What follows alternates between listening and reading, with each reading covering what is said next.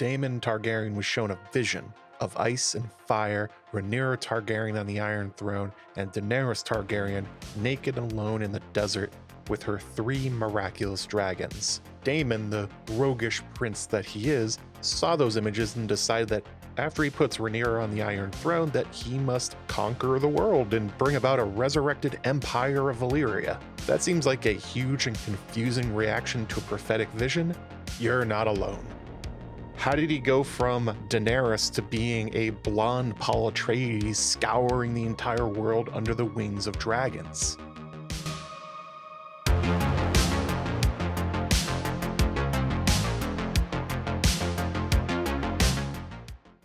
The problem is that Daemon received images of the future, but not a key explaining what each one is exactly. A problem that he shares with every Targaryen who ever got a glimpse of a girl with 3 dragons in the desert. Tyrion Lannister has a colorful way of describing the problem. Prophecy is like a half-trained mule. It looks as though it might be useful, but the moment you trust in it, it kicks you in the head.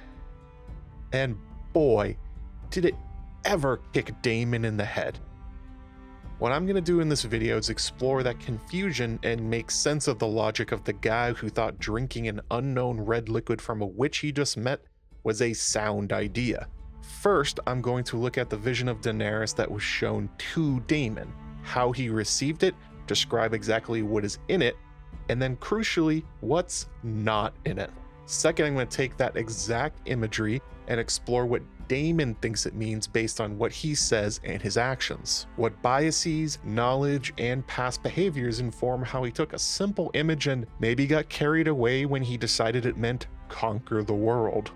Third, I'll move beyond what Daemon thinks the prophecy means to examine how his newfound zeal for New Valyria is affecting his faction and relationships, most notably with Queen Rhaenyra, and how those conflicts serve the purposes of Alys Rivers, the Witch Queen of Harrenhal. By the end, you'll know what the girl in the desert with her 3 dragons means to Daemon and how it will destroy him. To start, let's go over the circumstances of Daemon's dream.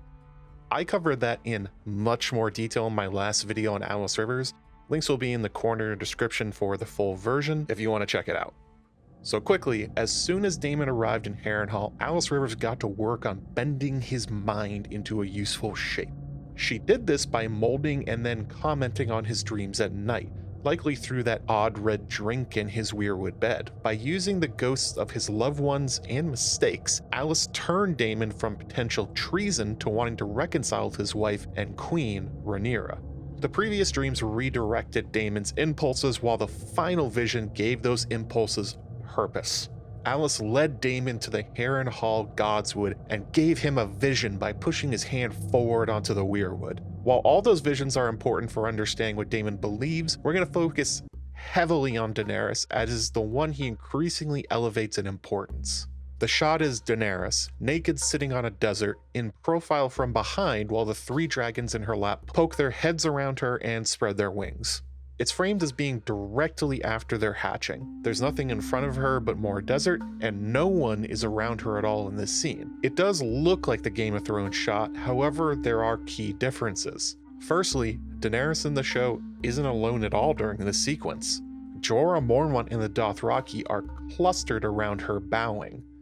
Secondly, Daemon's Daenerys is sitting just on the desert itself. In the actual footage, she's sitting on the ashes of the Great Pyre, showing the remnants of her miracle. In the vision Daemon receives, the desert looks hot with some heat waves rather than the aftermath of a fire.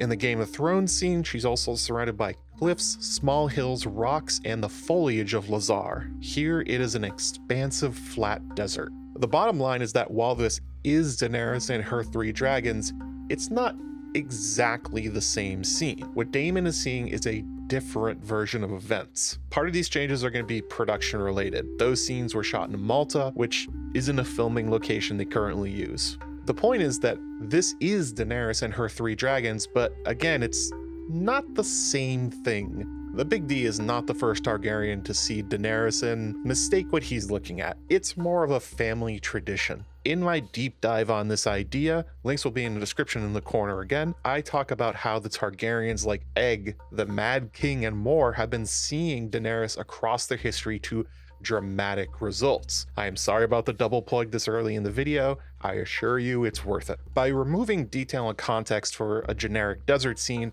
Daemon has less details to grab onto. Maybe he would recognize the landscape as Essos and Lazar, or maybe the Dothraki themselves. If the vision is a specific place and person, then he could possibly find it. If it's a symbol, he's much more likely to try and interpret it. Also, let's look at what else is missing here. This Daenerys is completely alone, naked with nothing in sight. She's isolated, friendless, and vulnerable. Daenerys' survival in the main story is a miracle, a symbol of hope for renewal of the Targaryen dynasty. And to be hope for renewal and a miracle, by definition, House Targaryen must be almost destroyed. That's what's missing, the context. Daenerys here is almost the last of their line. She should have died in the fire. The dragons are dead, and the eggs being hatched are a miracle rather than the commonplace occurrence they are in Daemon's time. Remember Daemon personally retrieving eggs from the Dragonmont and all the young dragons we see? There's no indication in the scene, nor the sequence of visions, why it's impressive that she has hatched 3 new dragons. Now Daemon does see dead dragons in one of the visions, but it's obviously not all of them. This instead looks like a continuation of the world as Daemon knows, possibly in the near future or after the dance ends. Missing is also the opulence of Daemon's time. The height of the Targaryen dynasty is pretty much right now, either during the reign of Jaehaerys I or Viserys. That should be a red flag about the state of the dynasty. In what possible circumstances would a lone, naked Targaryen girl be in a bleak desert with no one in sight for miles with 3 baby dragons? It's inconceivable.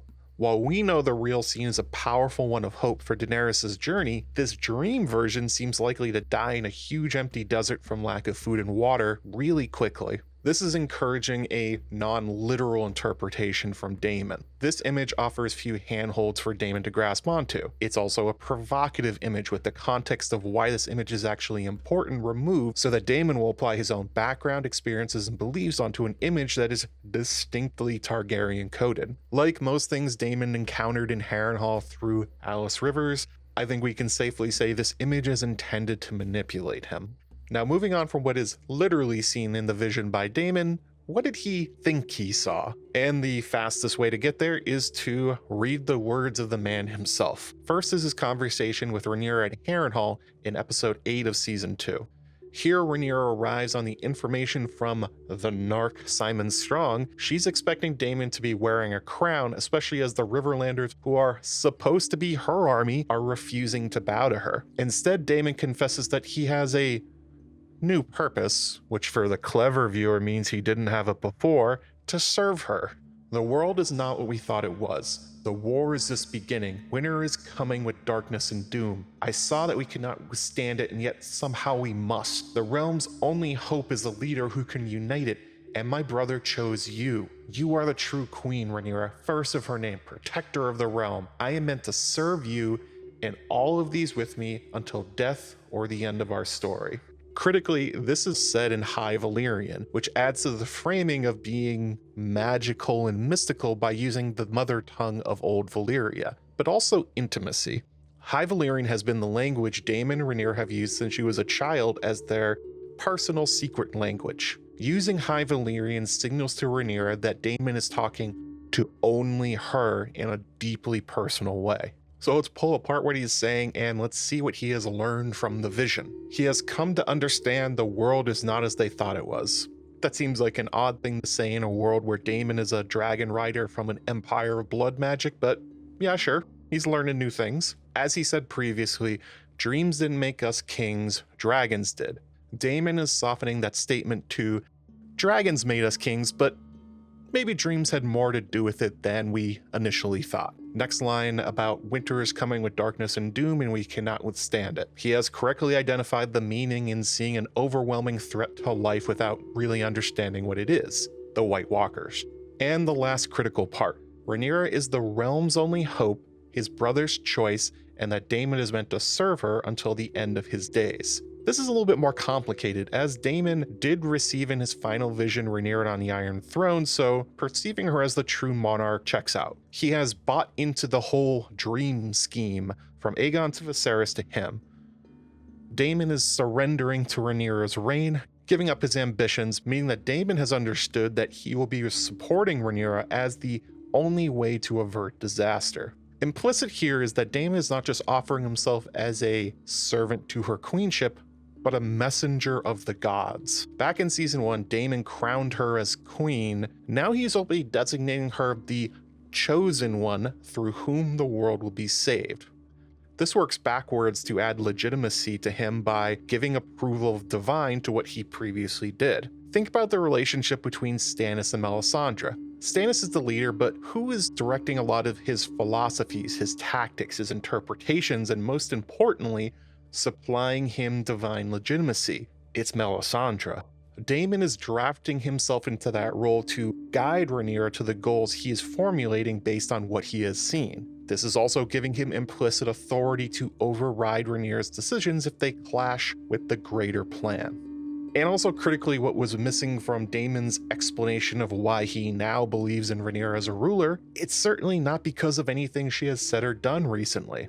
If anything, Daemon's speech implies that he's ignoring his personal evaluation of her as a leader because he trusts his visions and Viserys that Rhaenyra will be the hope for the world. As an example, Daemon did not say she's going to personally defeat the darkness or that her skilled politics are going to bring her vassals together. She doesn't really need to unite the realm herself either. That can be done in her name. What he's really saying is, I don't know if you should be queen, but the gods have told me and I believe them, therefore I will follow. You are the queen. Daemon here has intuited the end goal without really a firm grasp on how to get there yet. Now to Daemon's second dialogue, where he speaks about his understanding of the vision. This comes in season 3, episode 2, when Rhaenyra is bereft in bed after Jace's death at the Gullet. Daemon is attempting to get her out of bed to take King's Landing with him because of brand new information. Vhagar and Aemond have fled. The only thing holding them back from the Iron Throne is gone. Now is the time. And Rhaenyra won't hear it. She's on the verge of abandoning her pursuit of the throne with another of her children dead for her ambition. This is unacceptable to Daemon. He leans in and once again deploys High Valyrian. I saw it, Rhaenyra, at Harrenhal, the darkness in the north, the song of ice and fire. I saw a girl with silver hair in a desert far away, and there were dragons at her breast. But if it is real, what my brother told you, if it were true, what then would you do?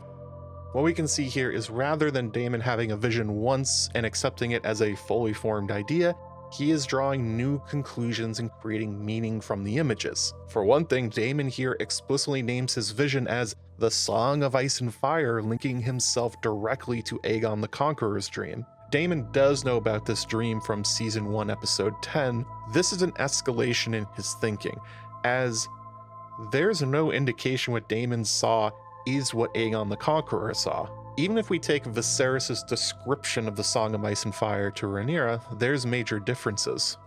Aegon saw absolute darkness riding on those winds, and whatever dwells within will destroy the world of the living.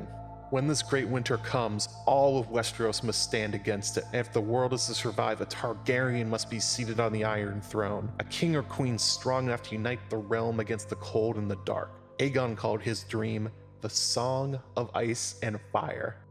From all we and the characters who know anything about Aegon's dream, most of what Daemon saw is not a part of it. The elements we know from it are the darkness in the north, a united Westeros, and a Targaryen on the Iron Throne defeating it. What we're seeing here is Daemon's synthesis of meaning is beginning to ignore logical issues. There are elements of the Song of Ice and Fire in what he says. It doesn't mean they're the same thing, yet Daemon has decided they are. He didn't just get a dream, he got either exactly Aegon's dream or the sequel. We see that he is actively sorting what he saw into what is important and what is not. Some images are being discarded while others are being elevated. He is moving from receiver of prophecy into someone who knows what it means, and more than that, how to act on it. He's gone from a very passive role to an active one. We can also see here that Daemon has been trying very hard to understand the girl in the desert, as he calls her. He has not recognized her, nor where she is, just far away with the silver hair and dragons that read as Targaryen.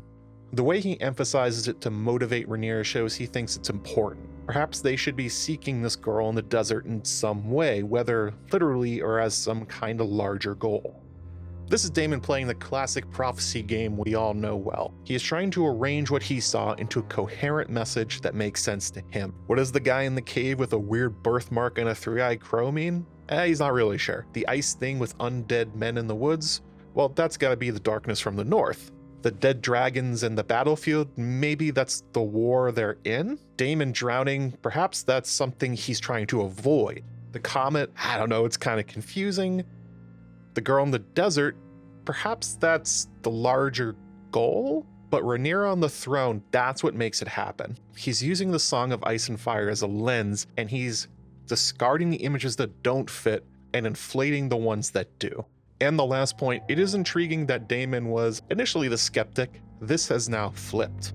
Daemon is using his visions and Viserys' words to motivate Rhaenyra into acting in a way consistent with his interpretation. He can't let her stay in bed and ignore the chance to take the throne, even though there's no timestamp on the image. He has decided that Rhaenyra on the throne must happen and happen now, or the world will end in ice. So he deploys the prophetic visions and Viserys against her in action, and is reminding Rhaenyra that their goals are bigger than her grief. Sacrifices must be made if it's all true. A very Melisandre move. If this is the kind of analysis you come to YouTube for, well, consider subscribing to my channel for more. There's a lot more talk about House of the Dragon, Game of Thrones, A Song of Ice and Fire, and A Knight of the Seven Kingdoms for you to check out.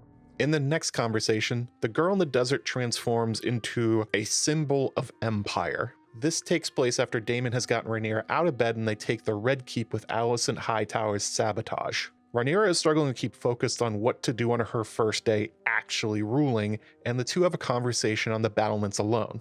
It is clear that their success in seizing the Iron Throne has enabled Daemon to dream even bigger and with far more certainty. You have come so far, yet you still don't know who you are. If I fail to administer my city, how will I be trusted to govern a realm?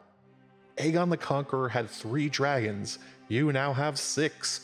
It is a power beyond imagining. Why scrabble here for gold when the world lies before us? Dorne could be ours, and then Essos and the free cities eat in its riches. They say there is a city at the end of the world where men have wings. I remember wishing to go there to see them for myself. Those men will serve us. They will serve you. You will have an empire unassailable, and our children will rule it for forever and a day. You style us commandeers and marauders like the pirates that plague us. I style us gods, Rhaenyra, as we are always meant to be. As the prophecy requires, was this not always the promise of dragons, the dream of old Valyria? My father said dragons were a power no man should trifle with. Your father, he was a good man, and I've made my peace with him. But he renounced his dragon. He never strove for greatness. He knew there was such thing as too much power. The dream of old Valyria ended in the doom. But let's take King's Landing in hand before we lift our eyes to the horizon. Once again, we see Daemon switching into High Valyrian for key moments.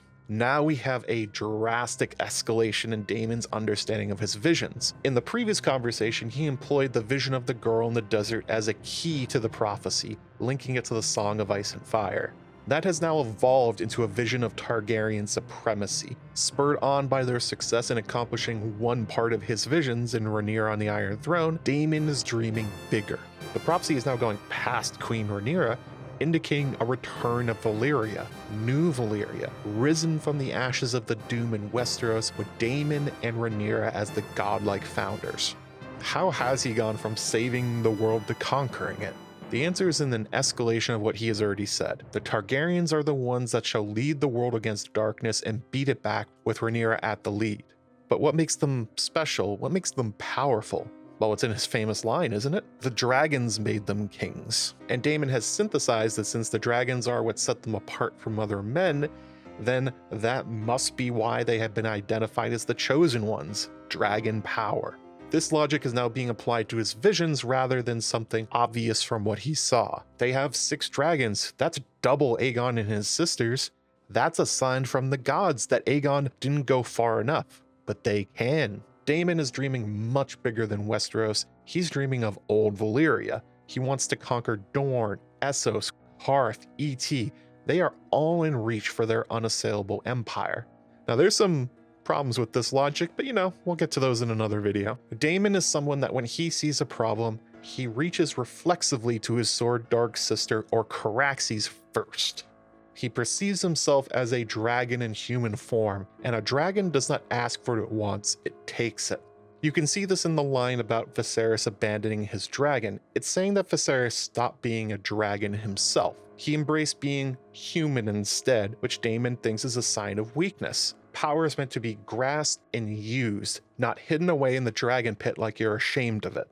Daemon thinks they should stop pretending to be the same as their vassals and feels the prophecies are giving him permission to do more. Targaryen exceptionalism, their godhood, the glory of dragon conquest, these are all ideas he had before seeing the visions.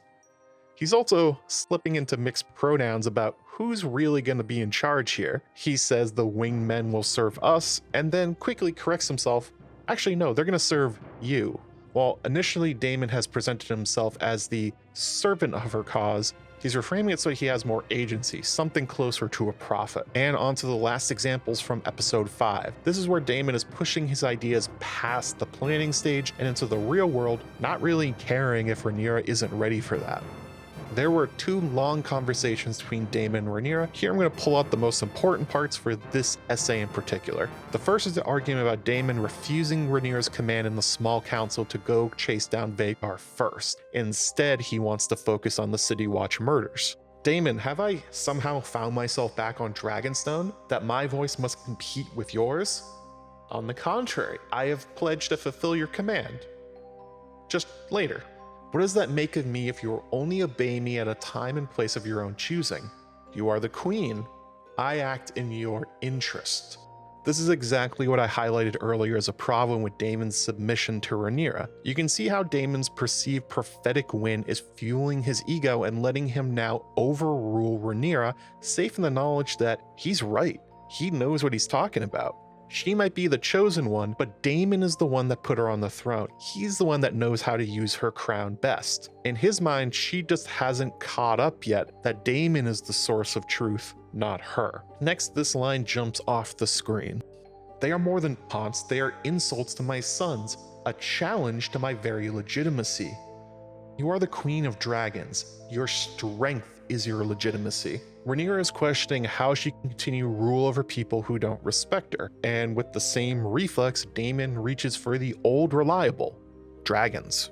The dragons are her legitimacy. This is the exact same logic that applied in their earlier conversation. Do not bother with the opinions of lesser beings. At first, her legitimacy was the Song of Ice and Fire and Viserys' word. Here, with Daemon gearing up for World War Dragon, he has merged the previous statements of purpose using magical justifications with one he's much more comfortable with: fire and blood. Daemon is encouraging her to be the dragon he thinks she is, and Viserys refused to be. The second argument in the Sept contains this juicy line as well. The High Septon may reject me, but the gods themselves made me queen. They sent me a dragon in the darkest hour. True gods have no need of septons, nor do we. Once again, we see the legitimacy is strength argument being repeated by Daemon. Rhaenyra is struggling with why she was really chosen for greatness. Why isn't she getting the easy monarchy package instead of a high septon denying her her crown and a sinking feeling of doom? Daemon says that the gods do not wait for septons to act. Her ascension according to prophecy and her dragons, it's all the proof she needs. A more subtle meaning is also that Daemon has been calling the Targaryen gods for some time now. That he means to style themselves as gods rather than men who luckily have dragons. And as he says, true gods have no need of septons. His argument is that even asking for the High Septon's approval lowers her, exposes an insecurity in her rule that shouldn't exist. They have the Song of Ice and Fire. They have 6 dragons. A man in a sept is not their concern. This is also a bit of a failed threat against the Septons. If they are of no use to Daemon and Rhaenyra and stand in their way, well, perhaps the dragons could solve that problem. And Rhaenyra wonders why the Faith might have a problem with her ascension to the throne. And on to the last passage. Daemon is giving a pep talk to the Gold Cloaks, who are understandably unhappy about not getting paid, and also their buddies keep getting murdered. This quote in particular is a terrifying escalation of what Daemon wants. Although there is a bit of a caveat here. He is obviously performing this as a pump-up speech to the boys, so there's gonna be hyperbole. Trust in your queen and I pledge you, you will be repaid twice over for the sacrifices you make now. And in the years to come, as Dorne finally bends the knee as Rhaenyra's great empire grows and the 7 kingdoms become 9, become 12, become the new Valyria. When I return with wagons spilling over with silks and silver, who will be the first to celebrate in the spoils of Conquest? Straight off the top, Daemon is speaking with Rhaenyra's voice and authority, making promises she never made in the first place. If you think back to the small council, she basically told them to kick rocks. If you're looking for proof that Daemon isn't just idly talking to Rhaenyra about how he serves her on his terms, here it is. Then he says, trust in your queen, and I pledge you. He's asserting to his men that he will be the one to pay them back. He'll be the one returning with wagons of loot for them. He's the conqueror. Trust in Rhaenyra, but follow Daemon. Then the promises of conquest. Daemon promises to take Dorne, then make the 7 kingdoms 9, 12, and with no end becoming new Valyria. Wealth beyond comprehension, wagon loads of loot he will hand deliver to the Gold Cloaks. Now, while this sounds like political bluster, in private conversations with Rhaenyra, this is exactly what he's been saying to her. From King's Landing to ET, the entire world under the dragon's wings. And also these bribes show that Daemon is once again trying to create his own army within Rhaenyra's banner. He did the same thing when he called the Tully forces his rivermen. The Gold Cloaks are Daemon's first, Rhaenyra's second. Second concept to explore here is how Daemon is making his private conversations with Rhaenyra public policy of her throne. Daemon is out there promising that he's gonna start an empire in Westeros and abroad, bringing fire and blood everywhere for the glory of House Targaryen. Notice that Daemon is holding back the part about how he became convinced they should do this, how it was ordained by the gods in his eyes through a vision he got by touching a weirwood tree. A very Aegon the Conqueror move to hold that back from outsiders. It would make him look pretty crazy. Let's just speculate here. What happens when one of the Gold Cloaks goes home or goes out to the bar and tells their family and friends about how Daemon said they're going to war with everybody? Daemon is writing political checks that Rhaenyra may have to cash or deny. But I guess that's not really a problem after the Feast for Traitors. And the last point I want to highlight within these conversations is the escalation again for Daemon, that there's no clear end in sight to this plan. In this quote and what he said to Rhaenyra, the Empire would be effectively limitless. There's no natural point for it to stop. Like for instance, let's say he got a vision that specifically told him, conquer Westeros, and then for fun, get Volantis too. So he does that. He conquers Westeros, then he goes and takes down Volantis. The prophecy's fulfilled. No need to keep going. The reason this doesn't happen for Daemon is that he hasn't been given an explicit prod that he has to raise new Valyria. It's a goal he has constructed for himself. It's limited only by the scale of their dragons, their ability to govern, and Daemon's ability to rationalize more territory into his prophecy. This is the dream synthesis completing itself for Daemon, from Alys Rivers and the Weirwood to Old Valyria. Daemon has always wanted to be a conqueror. The wars in the Stepstones and crowning himself king made that clear. The prophecy has not changed Daemon really at all. It's instead done something much worse. It has allowed him to justify all of his worst instincts and behaviors. Daemon is a character who spent his privileged life looking for a cause and a purpose. Whether it was forming the City Watch, wanting to be Hand of the King, fighting the Triarchy, crowning himself King of the Narrow Sea, becoming a dragon breeding enthusiast, trying to be a scholar like Viserys, and a family man while in Essos. None of them sated his hunger for long. Daemon is transient, the rogue prince, always running away, looking for something more substantial to use his great power and to fulfill his great ambitions for himself. He thought it would be the Iron Throne, that would fill him, but Alys gave him a purpose much more befitting a man of his ambition, a purpose with no endpoint and the grandest of stakes. Daemon is to save the world. He has to protect the world, so that world will bow to him and his dragons as payment for their survival. As I've alluded to, and you have seen in the quote themselves, Daemon's increasingly grandiose dreams of conquest are creating a major problem inside the Blacks in their new regime. Didn't it seem like a gift to Rhaenyra when Alys Rivers turned the unhappy Daemon back to Rhaenyra's support with an army of rivermen? That's not all Alys did, is it? As we saw from the Alfred Broom refusal, Alys was basically done with Daemon's return to loyalty. She didn't stop there though. She had one more move to play. She took Daemon by the hand and showed him visions that did something very dangerous. She attacked Daemon's desire for power in the weakest spots. She removed his petty grievances and his base desires for more power, showing him that his brother was right all along and it sucks to be king. What she put in its place was belief and purpose.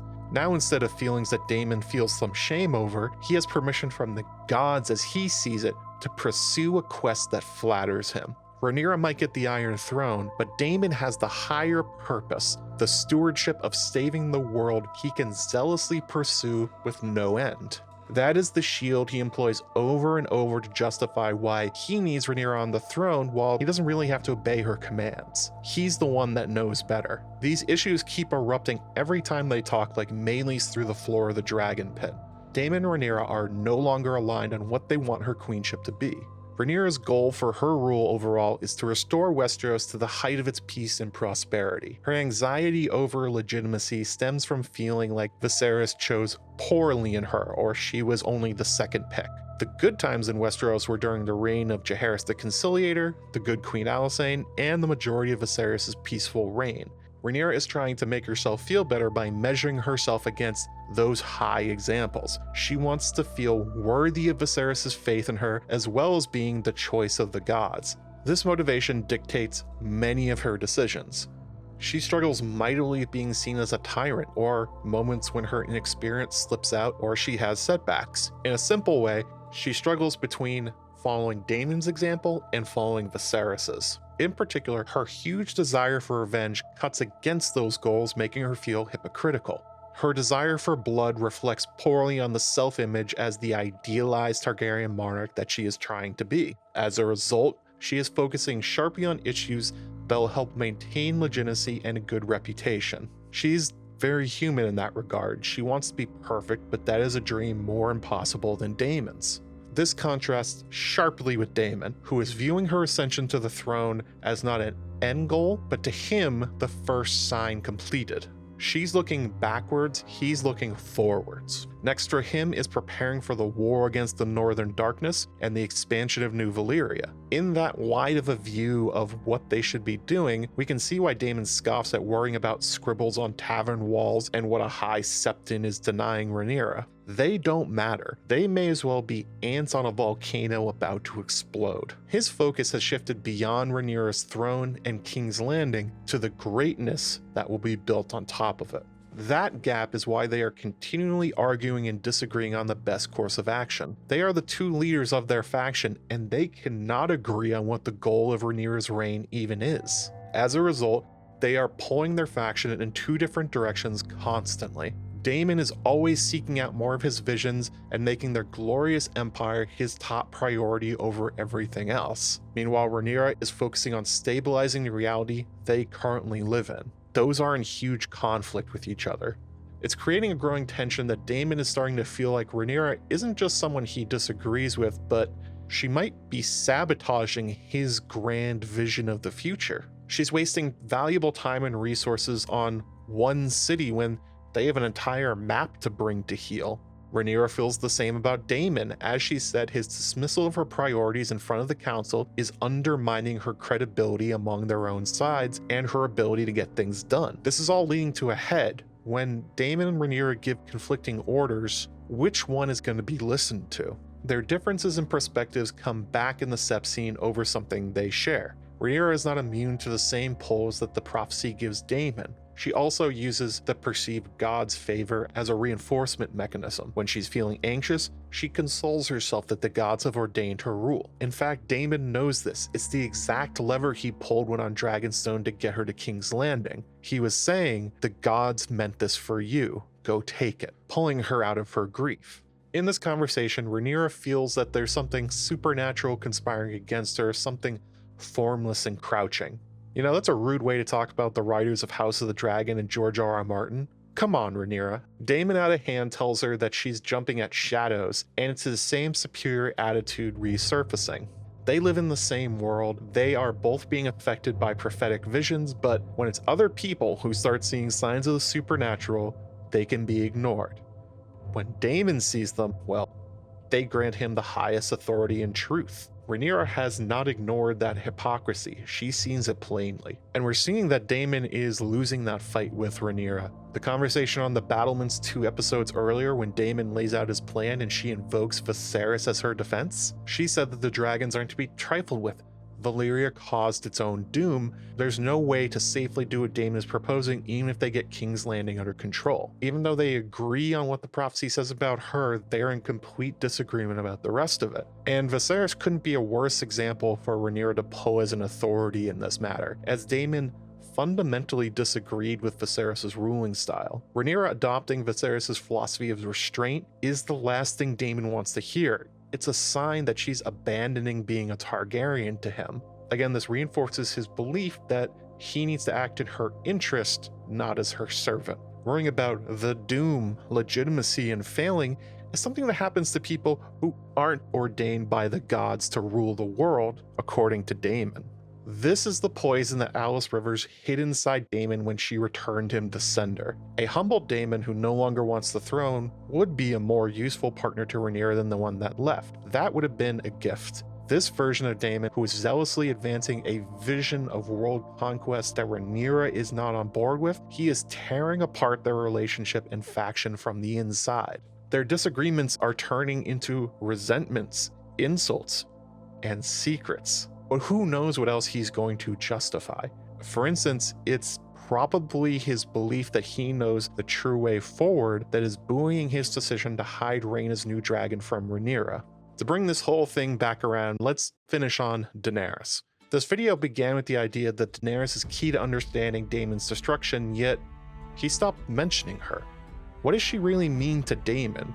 What happened to the girl in the desert with her dragons? As I mentioned, Daemon clearly did not know what to do with the vision of Daenerys and what it was supposed to mean to him at first. We saw this when he had the opportunity, he didn't mention her at all. Then it was somehow tied to the Song of Ice and Fire and a faraway place, maybe a goal of some kind. By the time we get to episode 5, he's not mentioning her explicitly, but it's not because he has discarded her as another image he didn't understand. Rather, the meaning of the girl in the desert has evolved the most.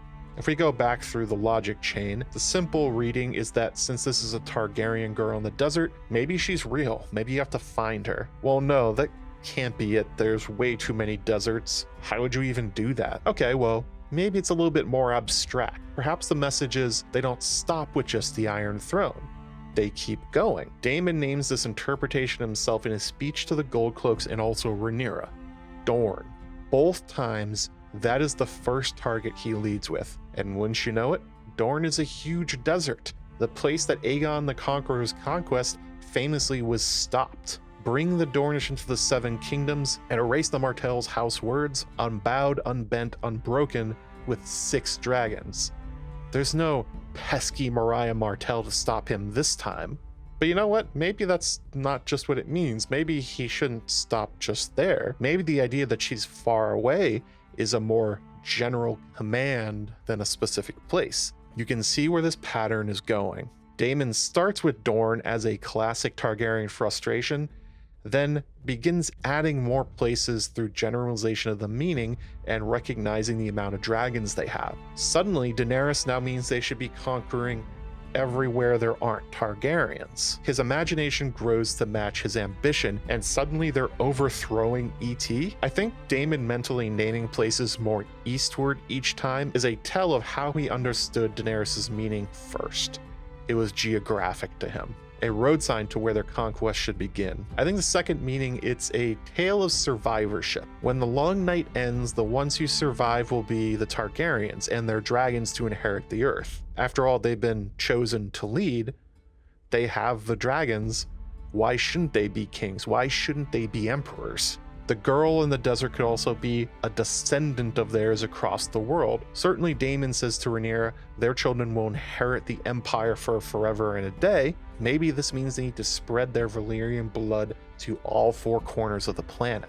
This is why he employs her convincing Rhaenyra. He is using her as a reference for the great glory and securing their house in the future if the dreams come true. That's what you got to get out of bed for, Rhaenyra. We're securing the dynasty forever. Also, we shouldn't ignore the idea that Daemon may have noticed the similarities between Daenerys and the three dragons and their sigil. House Targaryen sigil also has 3 dragon heads, and he very quickly noticed the silver hair as an indication of their house. Without the context of who Daenerys is and how she ended up in the desert, she can become more of a generic symbol of the house, a living sigil that serves as the Targaryen exclamation point to what he saw. When you break down Daemon's arguments with strength as legitimacy all to itself, this makes a lot more sense coming from him. Stripped down to the basics and at their purest level, a dragon lord with their dragon is all you really need to claim legitimacy and rule. You don't need the crowns, the armor, the wealth, or the armies really. Daemon learned that well from Aegon the Conqueror's example. This version of Daenerys is at the heart of what it means to be a Targaryen. It's who he wants Rhaenyra to embrace as he feels he has. You want to be a dragon, be a god, don't be human.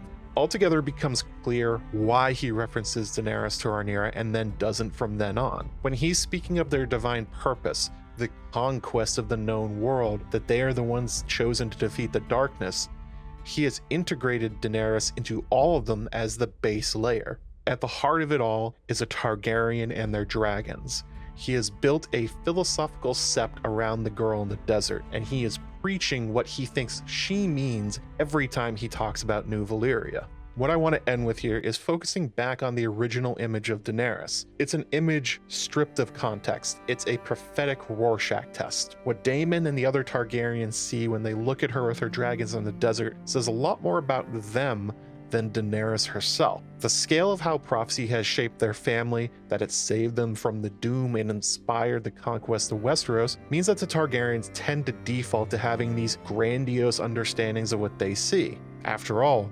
dreams made them kings. Dreams made them escape from Valyria. They don't get small dreams, they get big ones. Daemon is no different. He's a dragon lord, a breath away from the crown with a love of conquest and battle. This is what Alys Rivers counted on when she gave him that vision in Harrenhal. He's a hammer, and when he is shown Daenerys, he sees a world of nails. The irony, of course, is that while Daemon perceives Daenerys as the rock he will build his dragon church on, this version of Daenerys is not communicating the permission he wants. He doesn't know that the reason she's alone in the desert is because their dynasty collapsed. The dragons are dead, his dream of an everlasting Targaryen dynasty with it. Rather than the sign that he should be rebuilding Valyria across the world, this Daenerys is actually a warning sign that Daemon blew right past as he was intended to do so.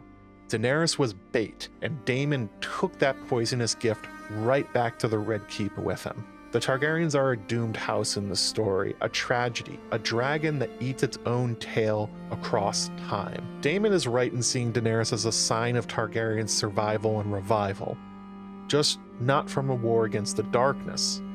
Their downfall is their own self-sabotage, chasing signs and portents like images of Daenerys and fighting amongst themselves until it is the Targaryens themselves that bring the House of the Dragon crashing down.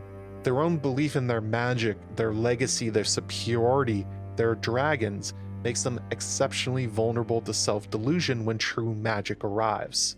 When your dreams come true, shouldn't you follow them? It makes them feel righteous. It makes them feel chosen, but more importantly, the only ones who have cracked the code, just like Daemon. It's why he sees a vision of a naked girl in a desert with 3 dragons and sees it as aspirational, not for what it is. The gravestone of House Targaryen. I've given my answer in this video about what I think the image of Daenerys was supposed to mean to Daemon, but didn't talk about some of the others. Why do you think he got shown the others? In the comments, let me know what you think they meant, and the best one will get featured on my community posts. Thank you all very much for watching. I hope you enjoyed this deep dive. Make sure you subscribe if this is the kind of content that you've enjoyed as much as I have. And if you're looking for something to watch next, I am posting 2 videos here on the end screen, one to my Alys Rivers video, one to my one about Daenerys and the rest of the Targaryens that have seen her. Bye for now.